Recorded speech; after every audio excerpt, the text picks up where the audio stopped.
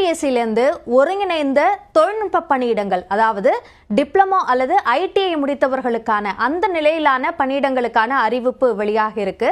இதற்கான விண்ணப்ப அவகாசம் ஜூன் 13ஆம் தேதி தொடங்கி இருக்கு. ஜூலை 12ஆம் தேதி வரைக்கும் விண்ணப்பிக்கலாம்.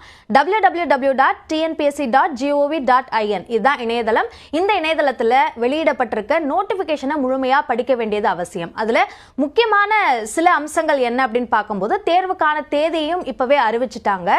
ஆகஸ்ட் 31ஆம் தேதி தமிழ் தகுதித்தாள், அதே மாதிரி general studies, mental ability, aptitude test, இந்த தேர்வுகள் எல்லாம் நடத்தப்படும். இது எல்லோருக்கும் பொதுவான தேர்வாக பார்க்கப்படுது. அடுத்ததாக பாடவாரியான தேர்வுகளுக்கான தேதியும் அறிவிக்கப்பட்டிருக்கு. அது செப்டம்பர் 7ஆம் தேதியையும் அதே மாதிரி 11ஆம் தேதியிலிருந்து 15ஆம் தேதி என இந்த நாட்கள்ல பட்டியலிடப்பட்டிருக்கு. குறிப்பாக இதற்கு என்னென்ன பணியிடங்கள்லாம் இருக்கு அப்படின்னு பார்த்தோம்னா, மொத்தமாக 1910 பணியிடங்கள் இருக்கு. 58 வகையான பணியிடங்கள் இருக்கு.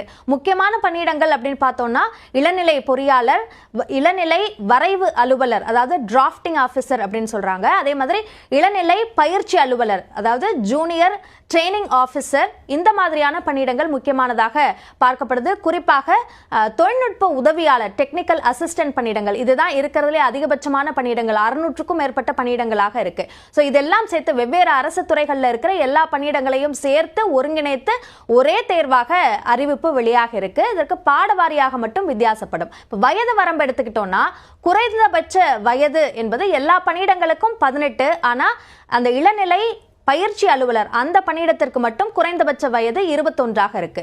அதிகபட்ச வயது உச்சவரம்பு என்ன அப்படின்னு பார்க்கும்போது, இடஒதுக்கீட்டு பெறாதவர்கள், அதாவது அன்ரிசர்வ்டு கேட்டகரியாக இருக்கிற பட்சத்தில் அவர்களுக்கு ஒவ்வொரு பணியிடத்திற்கு ஏற்ற மாதிரி 30 வயதிலிருந்து 40 வயது வரைக்குமாக ஒவ்வொரு பணியிடத்திற்கு ஏற்ற மாதிரியாக அந்த வயது உச்சவரம்பு இருக்கு, நிர்ணயம் செய்யப்பட்டிருக்கு.